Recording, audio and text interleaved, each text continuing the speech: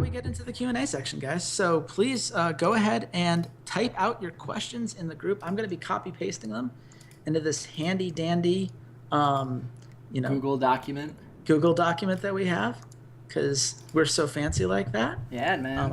I get to close down the Twitter, so maybe the stream won't be freezing up on me every 2 seconds. All hail Lord Google. So yeah, so please send questions your way. We'll answer as many as you guys had. Last time we had a really nice Q&A with you guys. I think it went 41 minutes was the tally, which went above and beyond our expectations. I'm not saying you need to come up with 41 more minutes of questions. No pressure. I'm just saying please fire them away. 45 minutes is the YouTube pod. So opinion on booing at Worlds. Oh, man. See, this is the fun part because this isn't sponsored by anybody. You can pull down the sponsor things if you want, Walter, so we can start I don't care. Letting loose. Yeah, sure. There are no sponsors on this Q&A. People who complain at booing at Worlds can, really need to grow up, is what it really comes down to. Welcome to life. Like every single competitive instance of anything, he uses cheering and booing as universal signs of we like this team, we don't like that team. It was North America versus Korea. This was the home team versus the away team. Samsung didn't get their fifis hurt. They did just fine. People were much bigger babies about it than Samsung ever was. And if you listen to the interviews, Samsung used it as fuel to the flames to make themselves even better because that's what good teams do. That's how you become a truly great team. When you're playing, trust me, I can tell you right now, I coached a team. We got booed in every single one of our games, and it only made us happier when we won. We used it as fuel. We used it as motivation. We used it as the idea we wanted to prove everybody wrong and make them cheer for us by the end. And that's exactly what Samsung did. And this whole idea that people have that they're above it all, that this is like this whole like, oh, it's disrespectful, it's immature, it's whatever. That's the same kind of people and the same attitude when people say, oh, esports shouldn't be a real thing. It's not, it's not athletic. It's not whatever. It shouldn't be called. It's like, you are not above any of this stuff, people, just for the record. You should never treat your fellow human beings, the behavior they exhibit, as being below you or beneath you. That is just such a pretentious way to live your life. Booing is an integral part of fan culture. It's something that people have been doing for years and years. Now, that said, Rasted Duppy has a follow-up. What about NA crowds being known for not cheering? That needs to get their shit together. Chicago felt like a ghost town. And I understand that these series all went chalk and people wanted to root for underdogs. But when cool plays happen, cheer. I'm going to tell you right now, I don't care if I'm the only person in Madison Square Garden cheering. You guys are going to hear my voice in that stadium. I am going to be going crazy whenever something happens in SKT versus Rocks. And I guarantee you, my cousin who's going to be with me the entire time is going to be cheering just as much. And that's what you should do. You should cheer when you're happy. You should boo when you're frustrated because your team let you down or because the enemy team had a segue. People who were in the stadium pointed out that this was right after they ran a clip about Samsung saying they were going to crush Cloud9. Of course they're going to boo after that. That's the whole point of the promo. If you've ever watched the WWE once in your entire life, you know that's how this works. Riot orchestrated that and then had the gall to go out on Twitter and call people out for doing it. I found Riot's take on it unnerving. I found individuals' take on it to be, so holier than thou that it really bugged me. Can I quote Thomas Watts, friend of the podcast? Go ahead. Really quick, because he follows Alabama football, and he had a great quote. So he said, he had to reach out regarding the booing things. Total sophomoric bullshit peddled by supposed adults who generally haven't had their faces kicked in by life and leveraging that experience in life to try and proselytize. Unfortunately, those same people don't realize that the behavior they're trying to change within those people and the way they did it will get a colossal fuck you by those people at large. Thomas, you said it better than I ever could. Do you have anything to add, Walter? I just went on that rant because I was genuinely mad, especially with how many people were in the comments in our mentions talking about it. You pretty much fucking nailed it in my opinion. I am a huge sports nut. I go to events. I live in upstate New York, so it's all about the Buffalo Bills and about Syracuse Orangemen. I go to 5 or 6 Orangemen games a year. I go I went to a Bills game last year. I watched them on TV. I go to high school stuff. Like, booing is a part of American sports culture. And anyone who is just like, oh, but that doesn't mean it's right. Like, dude, come on. Really? Really? This is really what you're going to hang your hat on and get pissy about what we're bringing over from real sports? Like, really? You're getting pissy about the hill you want to die on. Yeah, this is the hill you want to die on. Really, dude? So cheer. Just cheer louder than the boos. That's all you have to frickin' do. Yeah. All you have to do is just cheer louder. If someone next... To be fair, the H2K game versus Samson, I am going to boo Samson. I will outright say it. You don't like it. Sorry, that's your problem, not mine. Because I am rooting for Forgiven. I am rooting for H2K. During the game, if Samson makes a really good play, I'm probably going to groan. I'm probably going to be like, oh, come on. Why? Because I'm rooting for Forgiven to win. I have a vested interest in my life of I want to see a team be successful. I want to watch that team. And that's just how sports are in North America. We project whatever we want to on that team. We refer to our teams as our teams. It's our team. The Buffalo Bills is my team. When I refer to the Bills, I say, oh yeah, we didn't do so good this week. Or, oh man, we killed it this week. I don't play on the team, but it's still mine. It's a possessive of mine. That's where I think there's still a disconnect in esports, and that's why I don't think there is a lot of just blanket cheering, is that there isn't really, outside of the big teams, outside of TSM, outside of Cloud9, outside of CLG, there isn't really a possessiveness for Phoenix One. There isn't really a possessiveness for AHQ. There isn't a possessiveness for H2K.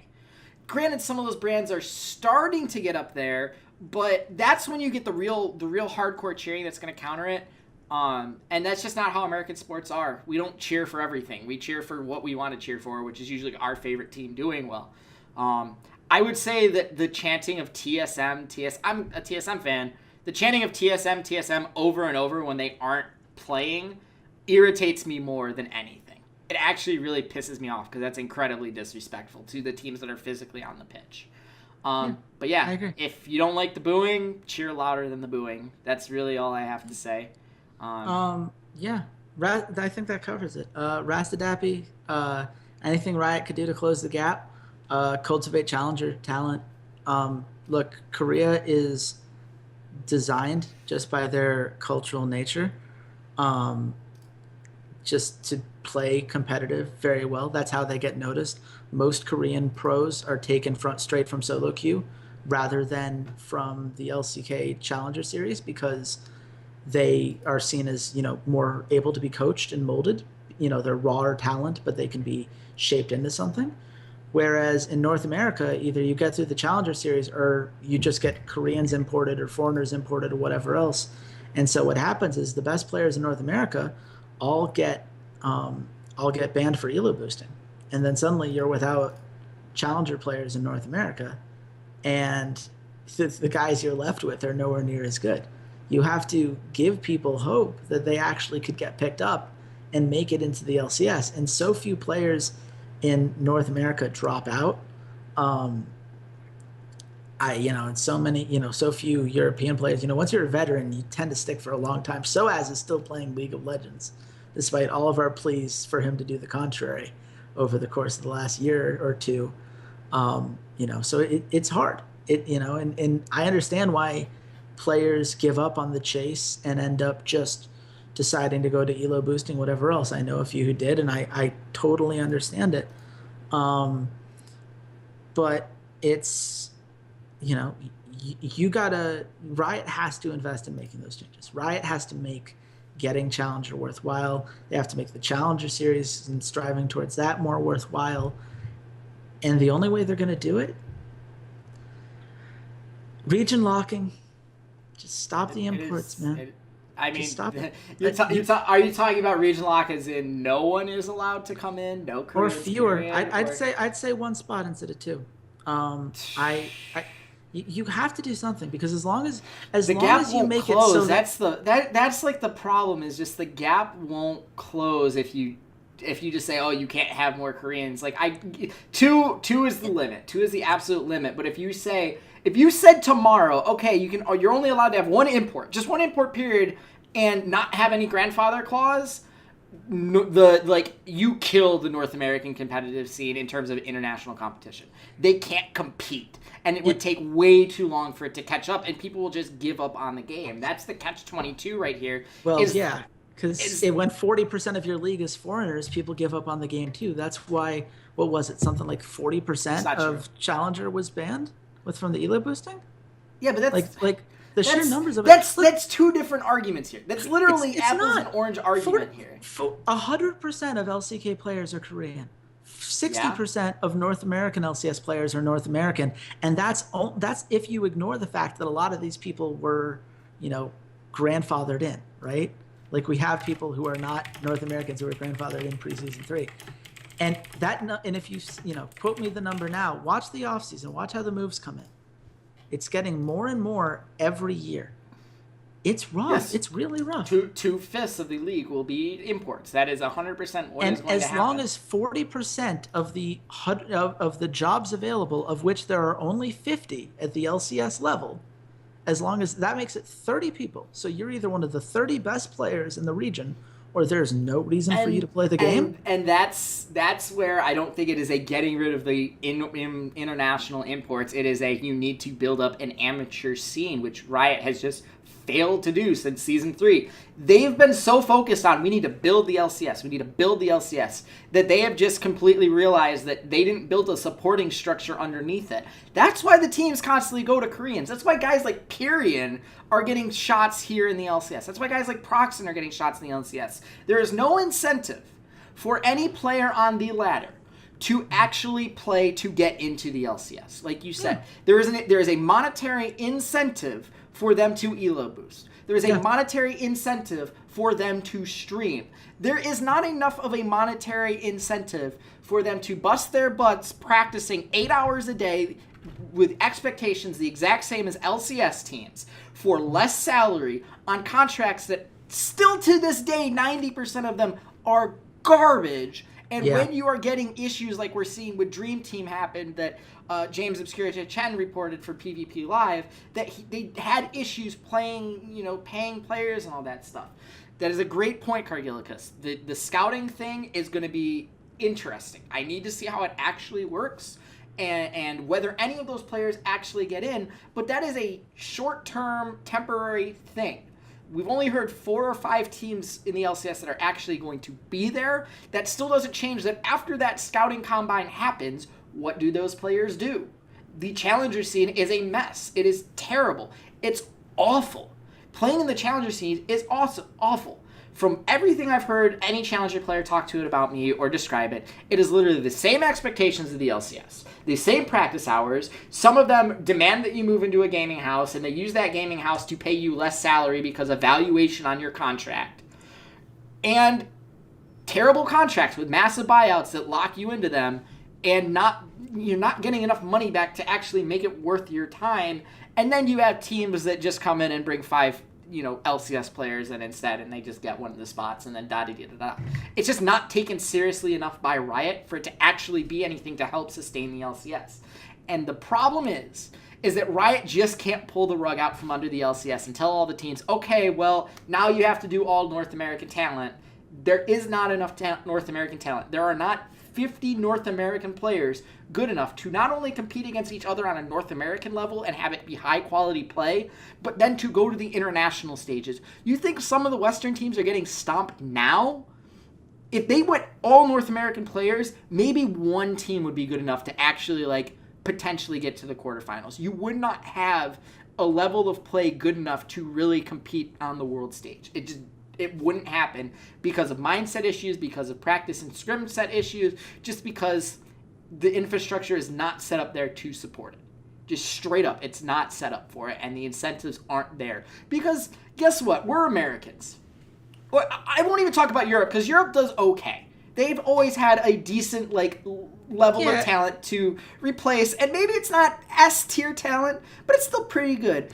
But Well, the problem Europe is, has the benefit of just to talk. I'll talk about Europe Yeah, really go ahead. quickly, and then you can go back to NA real quick. But the reason why Europe has things a little differently, and why they've been more lucky and not lucky, but more able to develop regional talent, is because they have tons of regional leagues.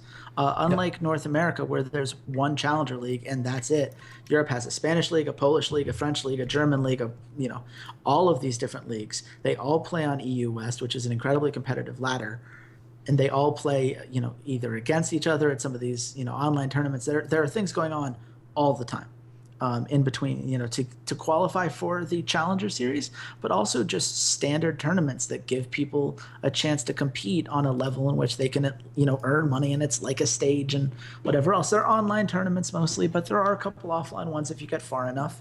And that makes a huge difference. And regionalized players have regionalized metas, and it's a lot easier to scout in that way. And that makes a massive difference. Whereas right now you have the challenger teams that are worth it, Diam, in the US, and then you have everyone else. And as Kargilikis pointed out, look at Zhao Zhao. He was already an LCS player. He's still boosted for more money. Maybe you can fix that side of things by fixing the LCS the way that it looks like they're going to, with all these NPA orgs coming in and bringing in that influx of cash with these angel investors and whatever Bundesliga or whatever other soccer clubs come in to the European League. Like, all of this is in play, but that's not going to stop the solo queue player who is looking at this and saying, well, if they're just going to import somebody anyway, what's the point? And I don't have an answer to that question. And you can do it by pumping more money into the challenger scene, but that's only still going to fix the people who are good enough to play in the challenger series. Like, that still only affects a very small percentage of players, whereas Korea has been able to scout from all of solo queue. And that, to me, is the biggest difference. And I don't think pumping money into the challenger scene even is enough. I think there has to be a level at which you get these guys, at the very least, the kind of tournaments that we see when we look at Europe. But you've spent more time in the challenger series, so give me your process, step by step. How do you fix this? We're Americans. We're driven by money. That's what it comes down to. The challenger scene needs to be enough of a financial incentive and have enough of a financial incentive for people to actually want to be at it. It basically has to be a second LCS. They basically have to make it a second LCS. Maybe it has to be with you franchise 10 LCS teams and you tell them, okay, you all have a secondary challenger spot, fill it, and there's prize money based off of it, which teams take percentage of the prize money, so that's secondary revenue. I think that's the way they have to go, because you cannot do a regional kind of base tournament structure like Europe does, because they have very clear definitive borders established by regions. Mm-hmm. So by countries. So the Spain qualifier has a 2/3 rule where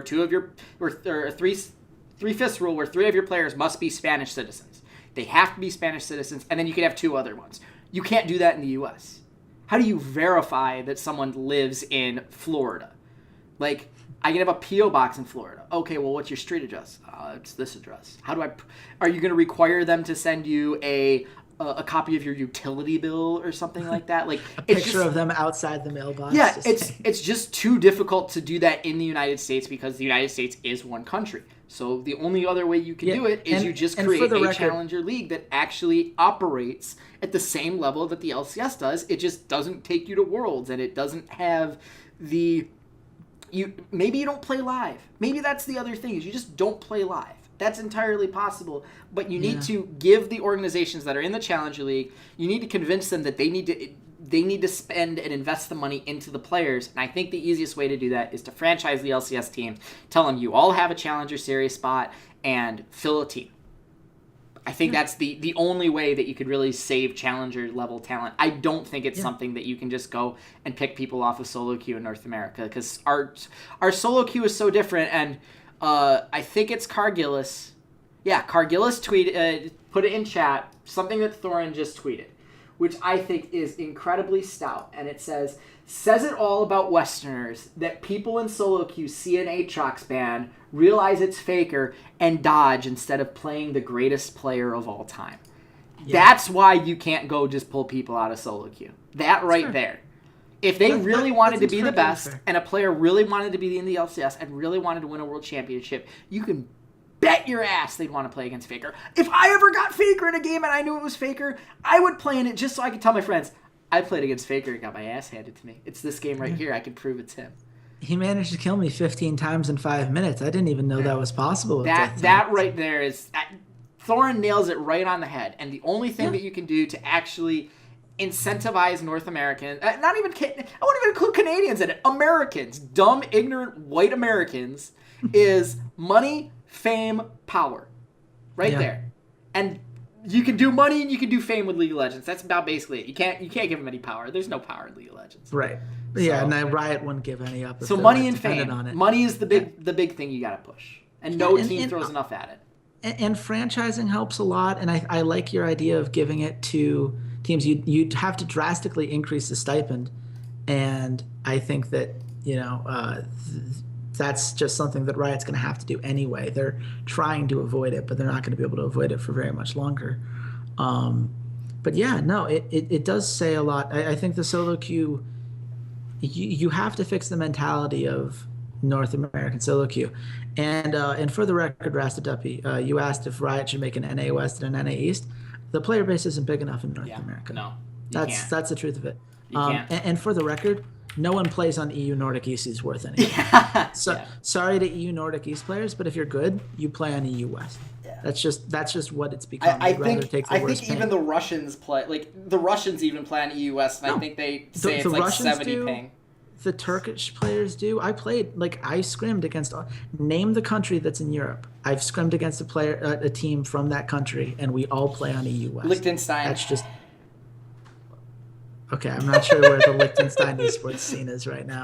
I might have missed one along the way, but for the vast majority, they all play on EU West. That's where all their main accounts are, and that's where it should be. Sorry to EU Nordic East. I'm sure you guys have fun. If you're a casual player, you should absolutely play on the one that gives you better ping, but. Certainly, Europe has a much bigger player base than North America does. Europe is the one chance they have where if they really invest in teams and invest in scouting, they could maybe pull things off with their solo queue mentality because Europeans wouldn't be dodging Faker. But North America, things have gotten so bad that I think you're right. It has to come from an influx of challenger money. Vatican City League team represent. I would love to see that. I think you guys mentioned in chat earlier, while I wait for to see if we're going to get any more questions. Yeah, how do you feel about all the NBA orgs getting into the LCS now? Oh, wonderful. It's about time. Yeah. These guys have money. They want to invest in something that they believe is going to turn them a profit. It absolutely should turn them a profit. And I have no doubt that it will turn them a profit. And, at the end of the day, more eyeballs getting put on League of Legends can only be a positive thing. And more importantly, on esports in general, because they're not just buying League of Legends teams, they're buying organizations. NRG is participating in so many different games, from Rocket League to Overwatch to all the big boys.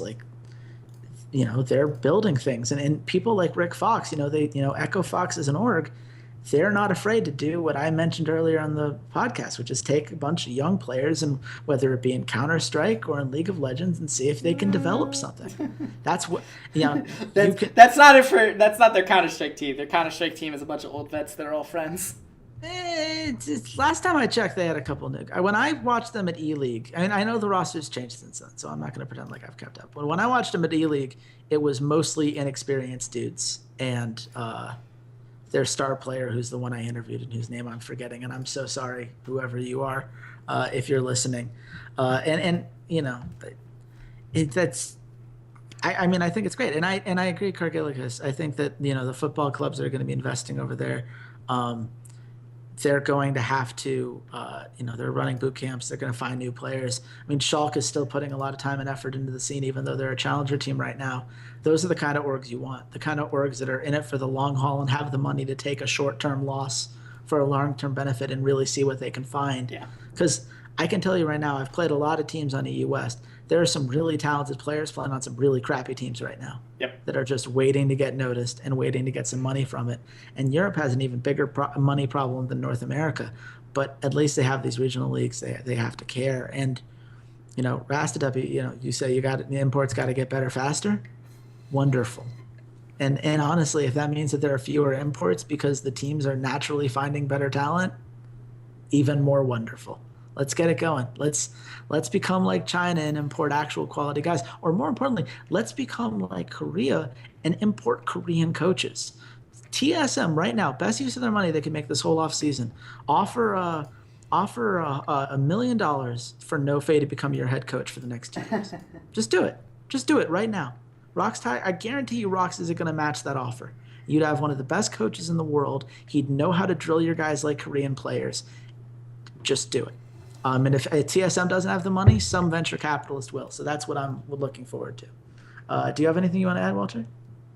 No, I'm good with it. The more money that comes in, I think, is the better. The fact that it's actual NBA owners and football owners is massive. I think that a lot of the changes that Riot's making and are saying behind the scenes isn't because they're like, oh yeah, we're going to make these changes because we're Riot and we want, we're smart. It was, listen, like, we come from real leagues. We come from real things, how things operate. This doesn't work. This doesn't work. This doesn't work. And the owners know they have a lot of leverage on Riot. So I think a lot of the changes that we're going to see in the offseason regarding the LCS is a product of really experienced sports ownership groups wanting to be involved and telling them, no, this is how things are going to run. Like, you can't get away with this, you can't get away with that. So I think it's all for the best, but they all have to make sure they hire really, really good people to run their organizations.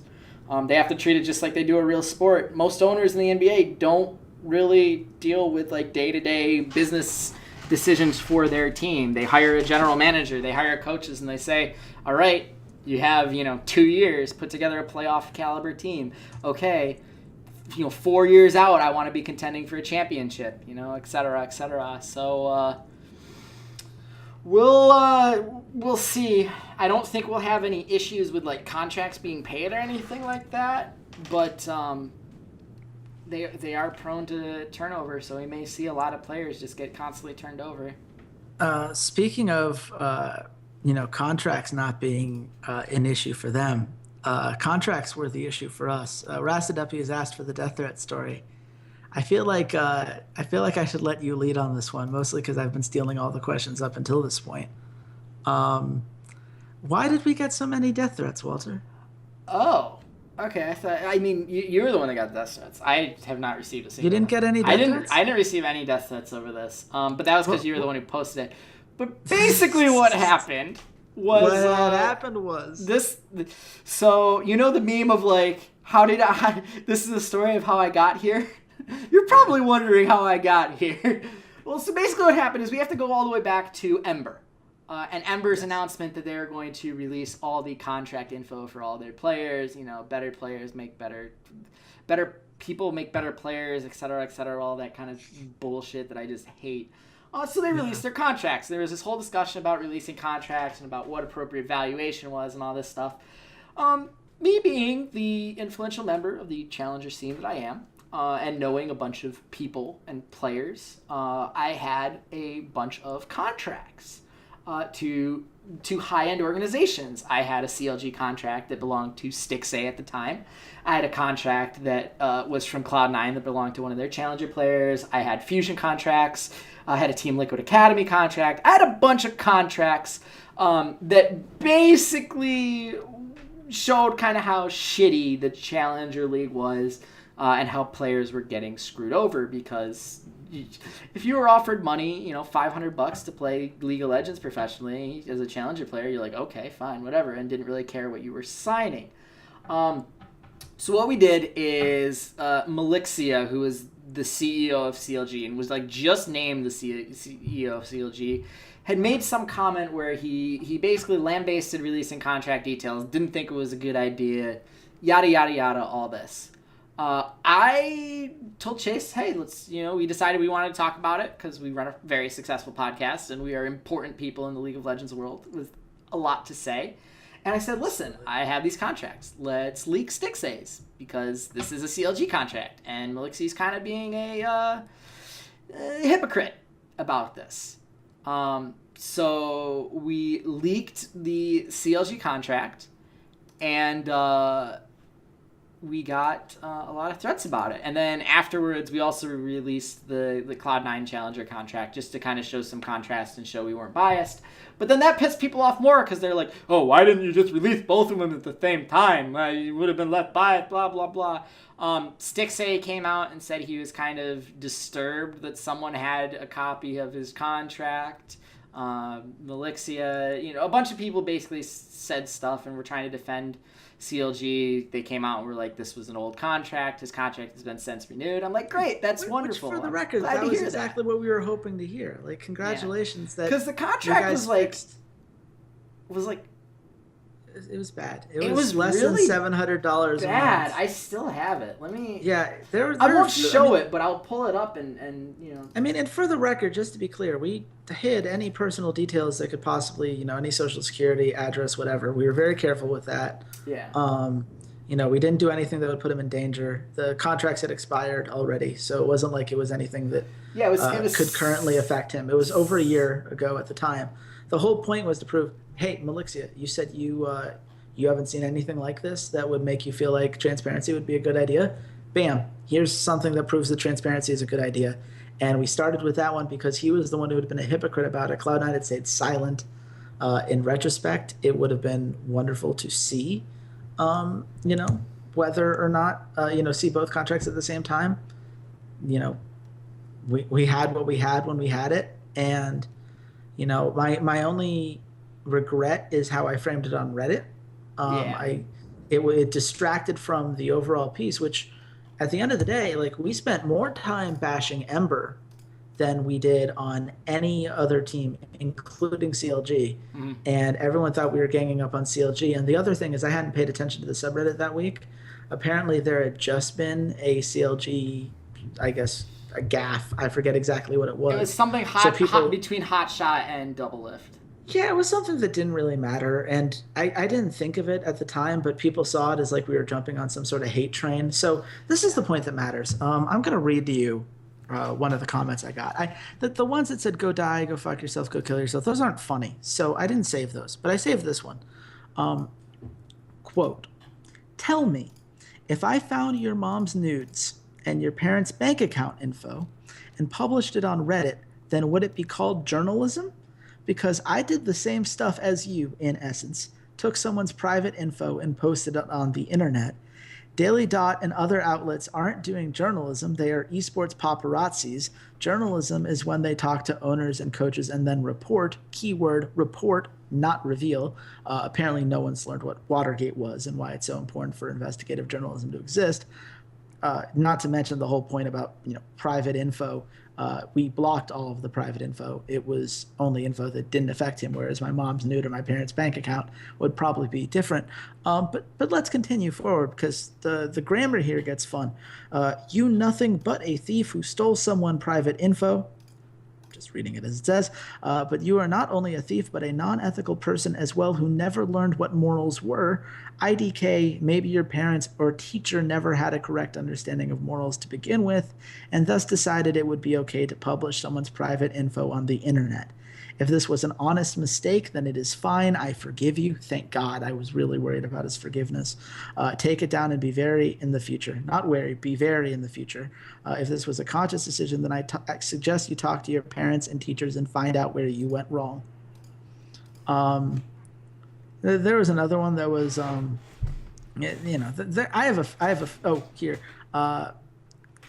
had said, like, look, if it was really that big of a problem, they very easily could have contacted me. All my information is public. They didn't seem to have that big of a problem. The response I got from another Reddit user, quote, they have other things to do besides arguing with paparazzis. Just because you can do it and get away with it doesn't mean it is ethical. That's how opportunist rapists think like. So I just want you to remember this whenever you're posting on Reddit or whenever you're looking at threads or whatever else and you worry, like, are they going insane? Don't worry. They've always been insane. They're just waiting for an opportunity. Very true. Those are actual messages I have. Those were the most interesting ones. I saved them because they're so funny, just so genuinely missing the point of what journalism is and everything else. That I couldn't help. By the way, Yardi 0010, who welcome back, man. I remember you from the previous stream. I don't think I saw you earlier today. But I do love that you came in just in time for me to read those messages that I got on Reddit. Hopefully you at least saw the context beforehand, so you don't think I'm just scrambling nonsense. Is the gap closing? No, it's widened. We've never had 3 Korean teams in the semifinals before. Najin White Shield in Season 4 was not as good as the teams that ended up beating them. In Season 5, the Rocks Tigers finished second in their group. Flash Wolves were the better team in the group stage. They ended up pulling it together, but we have never had a dominance like this. We have never had all 3 Korean teams go 3-0. Well, actually, no. Rocks Tigers went 3-1, I guess. And SKT went 3-1. I'm talking in the group stage. Oh, I got you. 3-0, 3-0, 3-1, and then 3-0, 3-1, 3-1 in the quarterfinals. This is dominant. This is dominance unlike anything we have seen, and this is after the Korean Exodus. This is 2 years later, and they're still that much better than the rest of the world. This is why we had that earlier conversation about, how do you fix the LCS? Because there are definitive issues, and I think what we've learned is that, money, you throw money at the problem, well, then you're China. Guess what? China's not doing better than Korea right now. We would have had this last year if not for the Korean team kill. No, they couldn't beat Flash Wolves, Rocks Tigers in the group stage. They went 0-2 against them in the group stage. That's never happened. That has not happened to a Korean team this year. It is a better performance, even if we're going pure results, or even if we're looking subjectively in that regard. That Rocks Tigers team was not as good as Samsung Galaxy has looked so far. Now, granted, they turned it on in time for the finals, but they were not as good as SKT in that finals. I think this will be a closer series than that one was. Peanut said he went 0-6 against TSM. Haha, scrims are funny. Fun fact, my Turkish team scrimmed one of the teams that was at Worlds. You can probably guess which one. We beat them 2-0. To the extent that we didn't get our third game because they were so tilted. My team could not qualify for the Turkish professional team. And yet we beat a team that went to Worlds so badly that they didn't want to continue scrimming us anymore. Scrims mean nothing. You can have a good day, you can have a bad day. It all matters what you do on the big stage. Unfortunately, with my players, that's when we looked our worst. With the team that made it to Worlds and did quite well there, clearly. They play their best when the games mattered most. So, shout out to them. One thing I will say, if you want to close the gap, what you need to do is you need to start practicing like Koreans do. Koreans don't practice, did we win a game, did we lose a game? That 0-6, whatever, that doesn't matter. Because Rocks wasn't scrimming against TSM to beat TSM. They were scrimming against TSM to test a particular thing. Does this champion work? Does this type of, can we control dragons? Can we, in this game? Can we make sure we get every Baron in this game? Can we figure out how to place as many wards as possible in as short a period of time? That's why you're supposed to scrim. It's not just to play well and be like, oh, well, the team won today. It's, that's just how it goes. And you could say like, oh man, people should never, someone the Cargillic is bringing up. Why would someone, if I was getting my ass handed to me, I'd want to keep scrimming them. You're taking out the personal emotions there, which is what happens when you're playing just to see, are we better than X team? And that's the problem with how Europe and North America scrim right now. When you play, am I better than X team on this day? Then you're going to get disappointed and tilt, and you're going to be so frustrated that you're not going to be able to absorb what's coming in. If you go in with a lesson and a goal to achieve, then whether or not you won the game doesn't matter. And that's how Korea practices, and that's why they're so good at very specific things for each of these teams. And it's why North America and Europe have struggled in that regard, because they don't practice that way. But trust me, GG Go Next is something that happens in North America and Europe scrims and Korean solo queue instead of the other way around. It's really just a messed up system, and they're going to need to fix that going forward, undoubtedly. Do you have anything you want to add, Walter? No. Nope. Got Peasant closed. Peasant close. Yeah. I want it to close, but who knows? Now there are a whole bunch of StarCraft players who need places to go, so we might see some new talent coming in. I think they would have left earlier.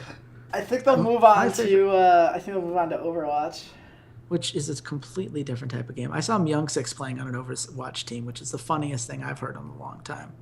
Because if you know anything about Korean StarCraft, you know that Myung-Sik is one of the most controversial players. He doesn't get along with pretty much anybody. So the idea that he is now playing on a pure team esport is the funniest thing I have heard. I would love Unicorn. You want to do me a solid. I'm already sad about Korea and how the Pro League is going, whatever else. Do me a solid. Give me an over-under on number of days until Myung-Sik's team disbands. That's all I want. I will bet the under on whatever number you throw out there. I promise you. That cannot end well. I think that's it for questions. Are you seeing anything else, Walter? No, I haven't seen anything else. That was about it. Yeah. Well, that was about it. Thank you guys so much for tuning into the stream. As always, really appreciate it. I'm not sure whether we'll release this Q&A to everybody. This might just have been a special treat for you guys. We'll figure that out later. If you missed anything over the course of this, please do check out the VODs and Twitch stuff, whatever. You guys can see all our info. You know where to go by this point. You guys are the diehards. You guys are the reason that we do live streams, and we appreciate you guys very much. And the one last thing I will say, a couple of you guys asked last week if you can meet up with us in New York.